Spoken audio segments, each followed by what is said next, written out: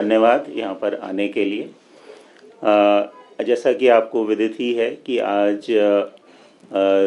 दुनिया के सबसे बड़े लोकतंत्र के सबसे बड़े लोकतांत्रिक उत्सव का आज आगाज़ हुआ है और माननीय मुख्य चुनाव आयुक्त ने आज चुनावों की तारीखों की घोषणा की है और उसके पश्चात विस्तार से सारी जानकारी दी है जो कि कदम चुनाव आयोग द्वारा उठाए गए हैं जो और क्या शेड्यूल है। जो हिमाचल के कॉन्टेक्स्ट में जो तारीखें अनाउंस हुई हैं उसका मैं आपको विवरण देना चाहूँगा। सबसे पहले तो जो अधिसूचना जारी करने की हिमाचल में पहली बात तो सिंगल फेज़ इलेक्शंस हैं। पूरे देश में 7 फेजेज़ में ये इलेक्शंस हो रहे हैं और हिमाचल में सिंगल फेज़ में होंगे और इसकी जो नोटिफिकेशन है वो 7 मई को जारी होगी और जो नॉमिनेशंस की लास्ट डेट है वो 14 मई रहेगी। स्क्रूटिनी की डेट जो है वो 15 मई रहेगी। विड्रॉल की जो लास्ट डेट है वो 17 मई रहेगी। इसके अलावा जो मतदान की तारीख है, डे ऑफ पोल जो है वो 1 जून अनाउंस निर्धारित किया गया है और डेट ऑफ काउंटिंग जो कि पूरे कंट्री में, पूरे देश में सेम ही डेट ऑफ काउंटिंग रहेगी, वो 4 जून निर्धारित की गई है, जिससे कि पूरा ये जो पोलिंग प्रोसेस है 6 जून तक कंप्लीट हो जाएगा। हिमाचल के कॉन्टेक्स्ट में हमारे यहाँ जो 4 लोकसभा सीट्स हैं उनके चुनाव जो हैं वो कराए जाएंगे, जिसमें कि हमारी जो 4 लोकसभा कॉन्स्टिट्यूंसीज़ हैं, कांगड़ा, मंडी, हमीरपुर और शिमला, जिसमें कि शिमला कॉन्स्टिट्यूंसी एक एससी रिजर्व कॉन्स्टिट्यूंसी है। तो 4 पार्लियामेंट्री कॉन्स्टिट्यूंसीज़ के इलेक्शंस होंगे। साथ ही साथ हिमाचल में जो 6 असेंबली कॉन्स्टिट्यूंसीज़ के बाई इलेक्शंस हैं वो भी सेम ही उसका शेड्यूल रहेगा, सेम ही फेज़ में। उसका अनाउंसमेंट भी आज चुनाव आयोग द्वारा किया गया है। हिमाचल के कॉन्टेक्स्ट में जो तारीखें अनाउंस हुई हैं उसका मैं आपको विवरण देना चाहूँगा। सबसे पहले तो जो अधिसूचना जारी करने की हिमाचल में पहली बात तो सिंगल फेज़ इलेक्शन हैं। पूरे देश में 7 फेजेज़ में ये इलेक्शंस हो रहे हैं और हिमाचल में सिंगल फेज़ में होंगे और इसकी जो नोटिफिकेशन है वो 7 मई को जारी होगी और जो नॉमिनेशंस की लास्ट डेट है वो 14 मई रहेगी। स्क्रूटिनी की डेट जो है वो 15 मई रहेगी। विड्रॉल की जो लास्ट डेट है वो 17 मई रहेगी। इसके अलावा जो मतदान की तारीख है, डे ऑफ पोल जो है वो 1 जून अनाउंस निर्धारित किया गया है और डेट ऑफ काउंटिंग जो कि पूरे कंट्री में, पूरे देश में सेम ही डेट ऑफ काउंटिंग रहेगी, वो 4 जून निर्धारित की गई है, जिससे कि पूरा ये जो पोलिंग प्रोसेस है 6 जून तक कंप्लीट हो जाएगा। हिमाचल के कॉन्टेक्स्ट में हमारे यहाँ जो 4 लोकसभा सीट्स हैं उनके चुनाव जो हैं वो कराए जाएंगे, जिसमें कि हमारी जो 4 लोकसभा कॉन्स्टिट्यूंसीज़ हैं, कांगड़ा, मंडी, हमीरपुर और शिमला, जिसमें कि शिमला कॉन्स्टिट्यूंसी एक एससी रिजर्व कॉन्स्टिट्यूंसी है। तो 4 पार्लियामेंट्री कॉन्स्टिट्यूंसीज़ के इलेक्शंस होंगे। चुनाव आयोग का प्रश्न है, उन्होंने बड़ा स्पष्ट कहा कि हमारा जो लक्ष्य है इस चुनाव को कराने का, उसमें सबसे पहले तो नो रीपोल, तो हमारे यहाँ तो वैसे ही ट्रेडिशन नहीं रहा है, तो हमारा तो लक्ष्य है कि no error, zero error elections होने चाहिए। उसके अलावा अगला है नो इंड्यूसमेंट, तो ज़ीरो इंड्यूसमेंट फ्री इलेक्शंस होने चाहिए। और थर्ड ऑब्जेक्टिव है zero violence, no violence free elections होने चाहिए, विच we are fortunate that we have a rich tradition of having zero violence elections and no campaign clutter, जो campaign के समय जिस तरह की बातें आनी नहीं चाहिए और उसको कैसे अवॉइड करना है उसके ऊपर रहेगा जोर। और जो मिस इन्फॉर्मेशन या डिसइन्फॉर्मेशन को कैसे उसको रोकना है स्प्रेड करने से, जिससे कि ओवरऑल ऑब्जेक्टिव है कि एनहांस्ड पार्टिसिपेशन रहे इलेक्शंस में सभी वर्गों का, और सभी श्रेणियों का, और जो फ्री एंड फेयर इलेक्शंस हमारे यहाँ और पीसफुल इलेक्शंस यहाँ पे हों, ये हमारा ऑब्जेक्टिव रहेगा। जहाँ तक कि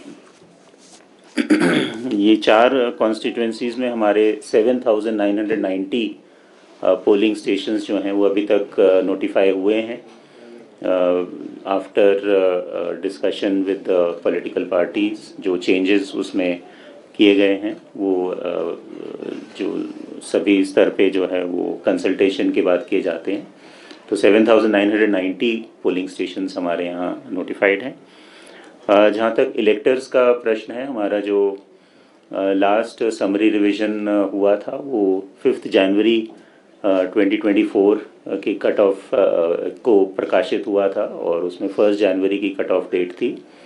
लेकिन उसके बाद भी जो है वो कंटिन्यूस अपडेशन में हमारे पास निरंतर जो एप्लीकेशंस आ रही हैं उनको प्रोसेस किया जा रहा है, और जो इलेक्टरल रोल का अपडेशन जो है वो लास्ट डेट ऑफ नॉमिनेशन तक हो सकेगा। तो उसके 10 दिन पहले तक भी कोई अगर अप्लाई करता है तो उसका नाम इलेक्टरल रोल में शामिल किया जा सकेगा। और मैं सभी वोटर्स से या सभी सिटीज़न से भी ये अपील करना चाहूँगा कि वो अपना नाम वोटर लिस्ट में अवश्य चेक कर लें, ये सही टाइम है। और अगर उनके नाम वोटर लिस्ट में नहीं है तो उसको शामिल करने के लिए एप्लीकेशन करें फॉर्म 6 पे, और अगर उसमें कोई त्रुटि है या कोई उनका एड्रेस चेंज है तो फॉर्म 8 में अप्लाई करें। तो अभी उनको रिवाइज्ड जो है वो आई मीन इलेक्टोरल रोल का रिवीजन जो है वो अभी चलता रहेगा। जो टोटल वोटर्स में जो हमारे मेल वोटर्स हैं वो हैं 28,15,045, यानी 28,15,045, और महिलाएं हैं 27,57,660, और थर्ड जेंडर जो हैं वो हैं 35। सर, हिमाचल प्रदेश में बाई इलेक्शन भी अनाउंस हुआ है। यस, उस पर अलग से इंतजाम होंगे सर, पुलिस स्टेशन स्टाफ और वोटर। हाँ, उसके लिए जैसा मैंने बताया कि जो बाई इलेक्शंस के लिए एक तो अलग ईवीएम वोटिंग मशीन्स अलग होंगी, वो अलग वोटिंग कंपार्टमेंट होगा, एक एडिशनल पोलिंग ऑफिसर होंगे, और उनके जो स्टोरेज और काउंटिंग की जो फैसिलिटीज़ हैं वो भी सेपरेट रहेंगी। सर, इसमें सप्लीमेंट्री एक ये है कि जब मामला एक एक करके कोर्ट में है, जब मामला सुप्रीम कोर्ट में है, तो क्या ये पॉसिबल है कि बाई इलेक्शन हो सकता है? अब ये तो कमीशन ने ऑलरेडी डिक्लेयर कर दिया है सर। जो तो वे डिस्क्वालीफाई हुए नहीं हैं कर क्या वो सकते। इलेक्शन लड़ पाएंगे? जो डिस्क्वालीफाई हुए हैं क्या वो चुनाव लड़ पाएंगे? डिस्क्वालिफिकेशन के लिए जो क्राइटेरिया है वो बड़ा स्पष्ट दिया गया है रूल में कि किस किस कंडीशन में जो a person is not eligible to contest as an election जिसमें कि ये कवर नहीं होता है। और इसमें जो डिस्क्वालिफिकेशंस हैं वो रिलेटेड टू इलेक्टोरल ऑफेंसेस हैं, रिलेटेड टू करप्शन चार्जेस हैं, related to unsoundness of mind हैं, रिलेटेड टू इंसॉल्वेंसी हैं। तो ये सब क्राइटेरिया रहते हैं जो डिस्क्वालिफिकेशन के लिए रहते हैं। असेंबली सेगमेंट्स में टोटल कितने वोटर्स हैं? Can you name on 6 assembly? जी, तो ये 6 असेंबली कॉन्स्टिट्यूंसीज हैं। धर्मशाला में जो वोटर्स की संख्या है वो है 82,795। धर्मशाला में sorry including service voters 83,718 voters हैं। 83,718 सर्विस वोटर्स मिला के। दूसरा हमारा लाहौल स्पीति है। लाहौल स्पीति में 25,724 वोटर्स। देन सुजानपुर में हैं 76,830। बड़सर इज़ 88,432। गगरेट 84,887। पढ़ 84,887। कुटलहड़ 87,857।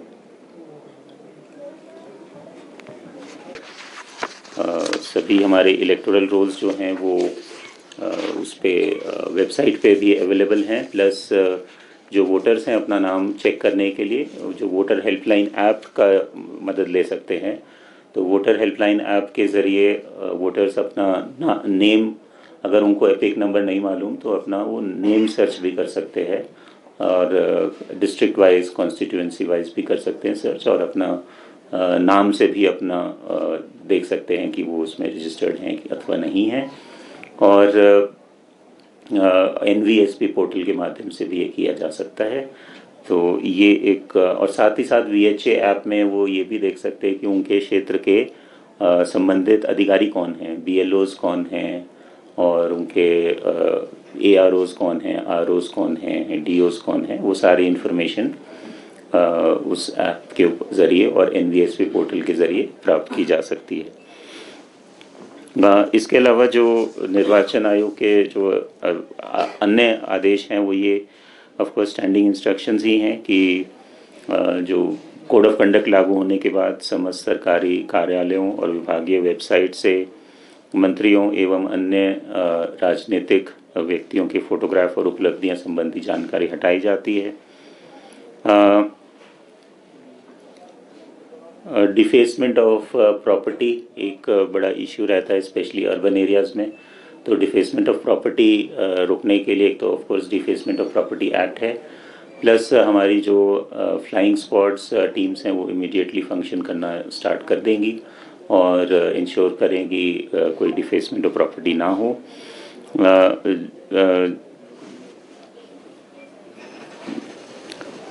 ध्वनि प्रदूषण इत्यादि रोकने के लिए लाउड स्पीकर्स वगैरह की परमिशन लेनी पड़ती है, और उसमें टाइम लिमिट्स भी हैं। 10 PM और 6 AM के बीच में कोई भी लाउड स्पीकर्स उसमें अप्लाई नहीं किए जा सकते। जो भी ऐसे बैनर्स या पोस्टर्स हैं जिसमें कि गवर्नमेंट की अचीवमेंट्स या कोई पॉलिटिकल लीडर्स की फ़ोटोग्राफ्स या वो पॉसिबल नहीं है, और उन्होंने जो इसका एक ग्रेडेड रिस्पांस मैकेनिज़्म है। पहला तो ये कि अगर गवर्नमेंट बिल्डिंग्स में हैं तो ये जो है विदिन 24 आवर्स ये हटाने होते हैं, और अगर सार्वजनिक स्थलों पे है तो विदिन 48 आवर्स, और अगर किसी की प्राइवेट प्रॉपर्टी में है और उसकी परमिशन नहीं ली गई है उस ओनर से तो विदिन 72 आवर्स वो हटाए जाते हैं। तो वो तुरंत ही वो उस पर कार्रवाई की जाएगी। ऑफ कोर्स जो हमारी एक्सपेंडिचर मॉनिटरिंग एक बड़ा महत्वपूर्ण विषय है, और कमीशन ने भी काफ़ी ज़ोर दिया है इसके ऊपर कि कैसे हम मनी पावर और मसल पावर को रोके के बेजा इस्तेमाल को। और इसके लिए एक्सपेंडिचर मॉनिटरिंग टीम्स जो हैं वो हमारी कॉन्स्टिट्यूट हो गई हैं, और सभी ज़िलों में और सभी कॉन्स्टिट्यूंसीज़ में वो इमीडिएटली फंक्शन करना शुरू कर देंगी। इसके अलावा एक इंटरेस्टिंग बात यह है कि इस बार हमारी 3 कॉन्स्टिट्यूंसीज़ ऐसी हैं जिसमें कि नंबर ऑफ़ इलेक्टर्स 1 लाख से ऊपर हो गए हैं। ये हैं जवाली, सुलह और जोगिंद्रनगर। इन तीनों कॉन्स्टिट्यूंसीज़ में 1 लाख से ज़्यादा वोटर्स हैं। सबसे ज़्यादा वोटर्स सुलह में हैं 1,01,125, और सबसे कम वोटर्स लाहौल स्पीति में हैं जो कि 25,041।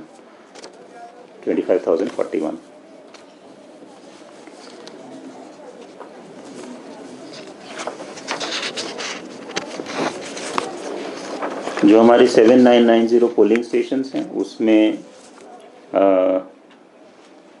जो हमारी लोकेशंस हैं वो 7314 हैं, कुछ मल्टीपल लोकेशंस वाले हैं। एवरेज नंबर ऑफ़ इलेक्टर्स जो हमारे एक पोलिंग स्टेशन में है वो 695 हैं अभी तक, और आगे जैसे भी ये रिवीजन होगा और कंटिन्यूस अपडेशन में और ऐड होंगे। सभी पोलिंग स्टेशंस में AMF की सुविधा, एश्योर्ड मिनिमम फैसिलिटीज़ जो हैं वो प्रोवाइड की जाएंगी। लगभग सभी में हैं ऑलरेडी, और अगर उसमें कुछ कमी होगी तो वो उसको पूरा कर लिया जाएगा। पूरे इलेक्शन में जो हमारा लगभग पोलिंग स्टाफ का डिप्लॉयमेंट है लगभग 50,000 होगा फॉर लोकसभा इलेक्शंस इटसेल्फ, और विधानसभा के लिए थोड़ा सा जो जो बाई इलेक्शन है उसके लिए थोड़ा सा एडिशनल स्टाफ रिक्वायर्ड होगा।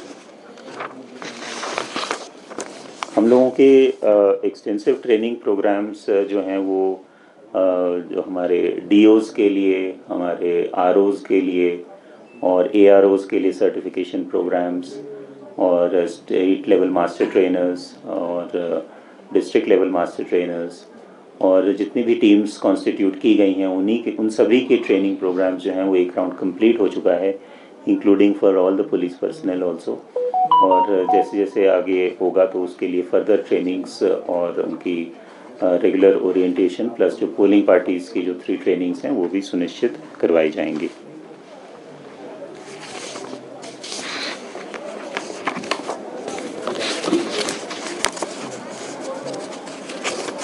इस इलेक्शन में अब जो हमारी एक्सपेंडिचर लिमिट है वो 95 लाख है और पर पार्लियामेंट्री कॉन्स्टिट्यूंसी।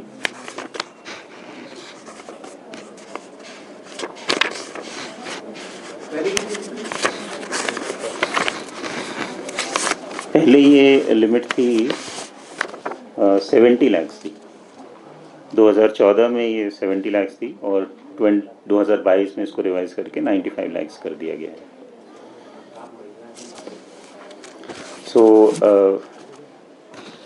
ये हमारे राज्य का एक मैंने आपको एक समरी एक दी है पूरे राज्य की कि किस तरह से हम लोग की क्या तैयारी है और क्या हमारे मुख्य बिंदु हैं इस इलेक्शन के लिए और क्या डेट्स हैं।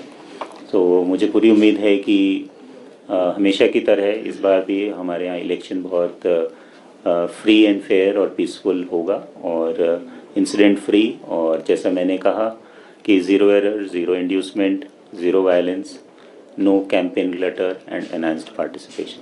Thank you.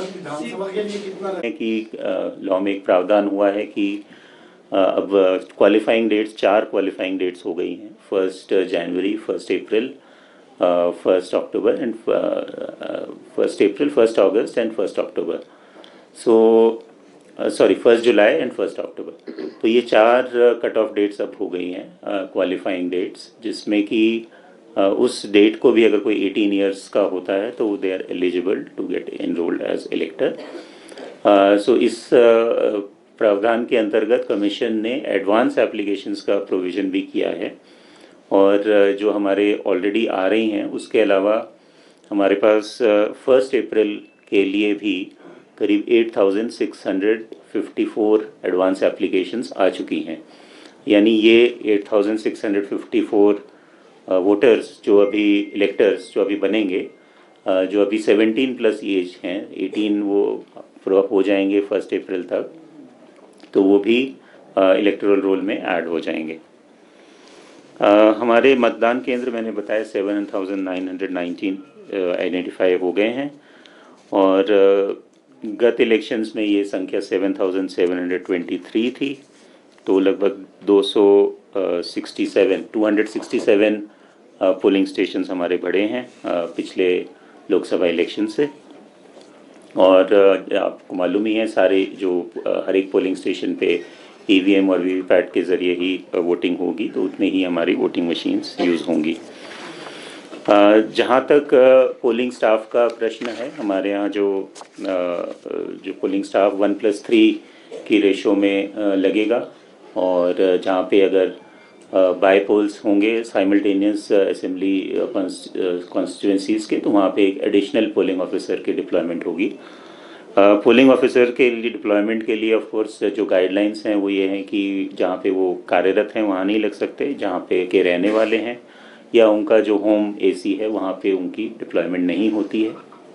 और इनकी डिप्लॉयमेंट जो होती है वो रैंडमाइजेशन द्वारा होती है और ये थ्री स्टेज रैंडमाइजेशन होता है जिसके ज़रिए पोलिंग पार्टीज़ की डिप्लॉयमेंट होती है। इसके अलावा हमारे यहाँ 231 ऐसे पोलिंग स्टेशंस हैं अभी तक जिनमें 1200 से ज़्यादा वोटर्स हैं एज ऑन डेट। कमीशन का मापदंड है कि अगर 1500 से ज़्यादा वोटर्स कहीं हो जाते हैं तो उसमें एक ऑक्सिलरी पोलिंग स्टेशन बनता है लेकिन अभी हमारा कोई 1500 से ऊपर नहीं है। आगे आने वाले समय में होगा तो हम उसके लिए ऑक्सिलरी पोलिंग स्टेशन बनाएंगे। लेकिन जो 1200 प्लस जहाँ पे वोटर्स हैं वहाँ पे, और हमारे यहाँ वोटिंग परसेंटेज भी अच्छी रहती है, तो वोटिंग की प्रोग्रेस अच्छी रहे और उसमें वोटर्स को कोई असुविधा ना हो, क्योंकि बड़ी संख्या में लोग आएंगे, तो उसके लिए एक एडिशनल पोलिंग ऑफिसर वहाँ पे लगाया जाएगा उन पोलिंग स्टेशंस में जहाँ पे कि 1200 से ज़्यादा वोटर्स हैं।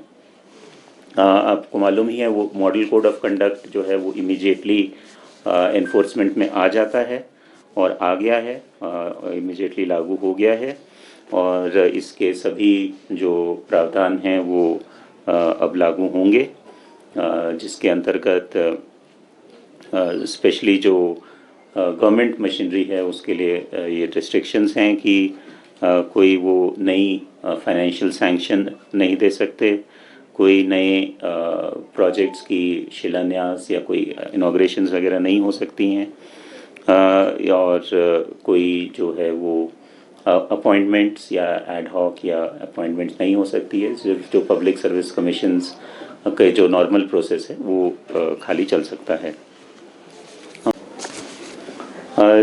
जन साधारण द्वारा आचार संहिता के उल्लंघन के जितने भी अगर केसेस हैं तो एक सी विजिल ऐप कमीशन का है, हमारे यहाँ पहले भी इस्तेमाल हुआ है और अच्छा रिस्पांस पिछले विधानसभा इलेक्शंस में उसका लोगों द्वारा दिया गया था। तो फिर सी विजिल ऐप के अंतर्गत अगर किसी को भी लगता है कि कहीं पे कोई वायलेशन हो रही है मॉडल कोड ऑफ कंडक्ट की या इलेक्शन रूल्स की, तो वहीं से स्पॉट से ही उसकी पिक्चर लेके या वो कंप्लेंट कर सकते हैं और उसके जो जीपीएस कोऑर्डिनेट्स हैं वो ऑटोमेटिकली कैप्चर हो जाएंगे, और जो हमारी फ्लाइंग स्क्वाड्स या एसएसटी टीम्स हैं वो इमीडिएटली वहाँ पर जाएंगी। जो कमीशन द्वारा निर्धारित 100 मिनट्स का टाइम दिया गया है उसके अंतर्गत जाके वो उस वायलेशन को चेक करेंगी और रिमूव करेंगी और उसके अगेंस्ट एक्शन लेंगी। तो सी विजिल एक बड़ा अच्छा एप्लीकेशन है जिसका लोगों को अधिक से अधिक प्रयोग करना चाहिए कि जिससे कि इस तरह की कोई प्रॉब्लम ना रहे। हमने जो 1950 टोल फ्री नंबर जो है वो एक्टिवेट कर दिया है, और इसमें जो कंप्लेंट्स हैं या एक सिंगल नंबर कर दिया है instead of multiple numbers at sub division levels also. तो एक ही नंबर पे कॉल करके विद द एसटीडी कोड कोई भी अपनी समस्या भी बता सकता है, कंप्लेंट भी कर सकता है, या कोई क्वेरी हो तो वो भी उसके ज़रिए पूछी जा सकती है। तो 1950 का प्रयोग कर सकते हैं। कुछ हमारे यहाँ इंटरेस्टिंग जो चीज़ें हैं जिसका आज कमीशन की जो प्रेजेंटेशन था उसमें भी जिक्र था, जो हमारे टाशीगंग का पोलिंग स्टेशन है लाहौल स्पीति में, जो which is world's highest polling station, जिसकी ऊंचाई 15,256 फीट की ऊंचाई पे स्थित है। और पिछले विधानसभा इलेक्शंस में भी यहाँ पे बड़ा अच्छा एक उत्सव जैसे लोग इस चुनावों को वहाँ पे सेलिब्रेट करते हैं और बड़ा अच्छा एक माहौल वहाँ पे रहता है। इसके अलावा हमारे कुछ और भी पोलिंग स्टेशंस हैं जो 10,000 फीट की हाइट से भी ऊपर हैं, जैसे लाहौल स्पीति जैसे नाको है, और भरमौर में चसक भटोरी, और मनाली में काथी पोलिंग स्टेशन है जो 10,000 फुट से भी ऊंचाई पे है। जहाँ तक दूरी का प्रश्न है, हमारे सभी 7,990 में से सिर्फ हमारे सभी पोलिंग स्टेशंस P-1 या P-2 हो गए हैं, यानी या तो मतदान की निश्चित तारीख से एक दिन पहले या 2 दिन पहले पोलिंग पार्टीज़ को डिस्पैच किया जाएगा। सिर्फ एक हमारी बड़ा बंगाल की जो पोलिंग स्टेशन है उसको हम P-3 रखते हैं, क्योंकि अगर हेलीकॉप्टर नहीं वहाँ पे जा पाता तो बाय रोड जो है वो 3 दिन वहाँ पे पहुँचने में लग जाते हैं। इसके अलावा जो हमारे कुछ पोलिंग स्टेशन, जो सबसे दूरी वाला जो पोलिंग स्टेशन है वो अभी भरमौर में एहलमी करके पोलिंग स्टेशन है, जिसमें कि पैदल की दूरी 13 किलोमीटर पैदल की दूरी पर वो स्थित है, और जहाँ पे 183 मतदाता हैं।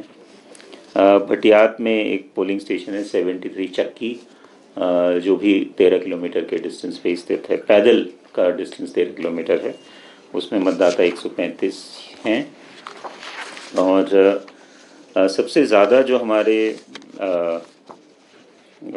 मतदाता हैं वो डलहौसी में मनोला पोलिंग स्टेशन है, मनोला 1, जहाँ पे 1410 वोटर्स हैं, इलेक्टर्स हैं एज ऑफ नाउ। और सबसे कम जो है हमारा, एक तो शिमला का समर हिल है जहाँ पे कि 34 हैं, और किन्नौर में का है जहाँ पे 16 वोटर्स ही हैं। 16 वोटर्स के लिए भी पोलिंग स्टेशन वहाँ पे बनाया जाता है। टशीगंग का मैंने बताया आपको, और एक दो और हमारे बड़े यूनिक पोलिंग स्टेशंस हैं। तो हिमाचल में from boat to air, from water to air we have to commute to reach the polling stations, our polling parties. तो हमारा एक पोलिंग स्टेशन हमें पानी में से होके भी जाना पड़ता है, तो बोट से जाते हैं, जो कि फतेहपुर में है, सतकुटेड़ा, और इसमें 97 हमारे वोटर्स हैं। और बैजनाथ में ऑफ कोर्स बड़ा बंगाल है, जहाँ पे कि बाय एयर जो है हमें पोलिंग पार्टी को पहुँचाना पड़ता है।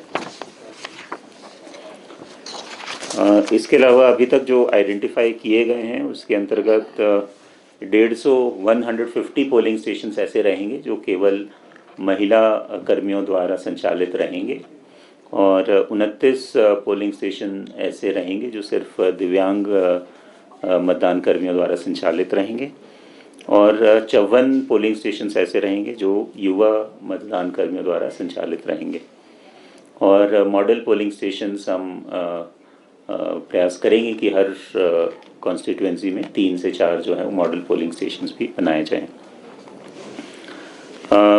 मतदान में सहभागिता बढ़ाने हेतु हमने कुछ विशेष अभियान इस बार शुरू किए हैं। पहला तो एक मिशन 414 है, जिसमें हम लोगों ने 414 ऐसे पोलिंग स्टेशंस आइडेंटिफाई किए हैं जिनकी मत प्रतिशत पिछली लोकसभा इलेक्शंस में 60% से कम था। सो 414 ऐसे पोलिंग स्टेशंस हैं, उस पर एक विशेष जोर रहेगा, विशेष टारगेट रहेंगे। इसके अलावा हमारी पिछले विधानसभा इलेक्शंस में हमारा ओवरऑल वोटिंग परसेंटेज था 72.42, और उससे नीचे जितने भी हमारे पोलिंग स्टेशंस थे, जो कि 63 से 70 तक जिनकी पोलिंग परसेंटेज रहती थी, उसमें हम वो 22 पोलिंग स्टेशन ऐसे हैं, उसमें हमने एक कैंपेन शुरू किया है 22 गोइंग टू 72, कि ये जो 22 पोलिंग कॉन्स्टिट्यूएंसीज जिनका मत प्रतिशत काफ़ी कम रहता था, वो कम से कम जो हमारा स्टेट एवरेज पिछली बार का था वहाँ तक पहुँचे। और ऑफ कोर्स हमारा जो ओवरऑल लक्ष्य तो यही है कि जो हमारे विधानसभा इलेक्शंस में जितनी पोलिंग परसेंटेज रहती थी, लगभग 76% रही थी, वो उतनी ही एटलीस्ट लोकसभा में रहनी चाहिए, बिकॉज हमें लोगों को अवेयर करना है कि लोकसभा इलेक्शंस भी उतने ही इम्पॉर्टेंट हैं जितने कि आपके विधानसभा इलेक्शंस हैं। तो अगर विधानसभा इलेक्शंस में 76% लोग वोट दे रहे हैं, तो लोकसभा में भी उससे ज़्यादा ही वोटिंग होना चाहिए, क्योंकि वो ज़्यादा महत्वपूर्ण है, और जो डिफरेंस है उसको हमें ख़त्म करना है।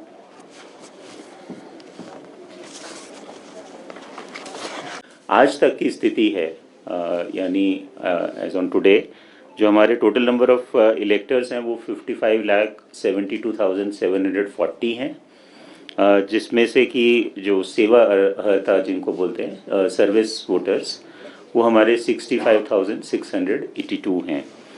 और जो ये हमारे टोटल इलेक्टर्स में हैं, हमारी जेंडर रेशो जो हमारी इलेक्टर रोल की है वो काफ़ी अच्छी है, 979 है, जो कि हमारी सेंसस जेंडर रेशो से भी बेहतर है। सर एक बार रिपीट कर देना नंबर। कौन सा नंबर जी? चलिए ये आपको सर्कुलेट हो जाएगा।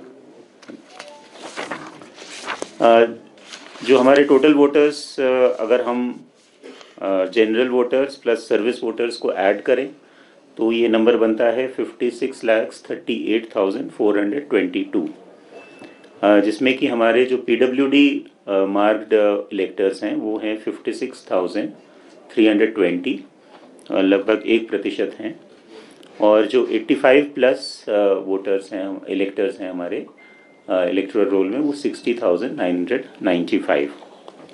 जैसा को आपको मालूम ही है कि जो 85 प्लस जो वोटर्स हैं और ऐसे PWD वोटर्स जिनकी डिसेबिलिटी परसेंटेज 40% से ज़्यादा है, वो पात्र हैं होम वोटिंग के लिए। तो होम वोटिंग जैसा हमारे राज्य में पहले भी हुआ है, तो होम वोटिंग के अंतर्गत जो पात्र लोग हैं वो आवेदन कर सकते हैं फॉर्म 12D में, और वो उनको AROs को पहुंचाने होंगे, और अगर वो ऐसा समय पर करते हैं तो उनको होम वोटिंग यानी उनके घर पे जाके पोलिंग टीम्स उनके वोट्स कैप्चर करेंगी।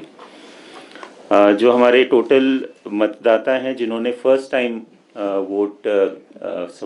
जो वोटर्स हैं 18 to 19 ईयर्स एज ग्रुप, उसमें हमने काफ़ी एफर्ट किया, और वो अभी जो संख्या है वो 1,38,918 हो गई है, 1,38,918, जो कि हमारे टोटल इलेक्टोरल रोल का लगभग 2.5% हमारे 18 to 19 ईयर्स के वोटर्स हो गए हैं।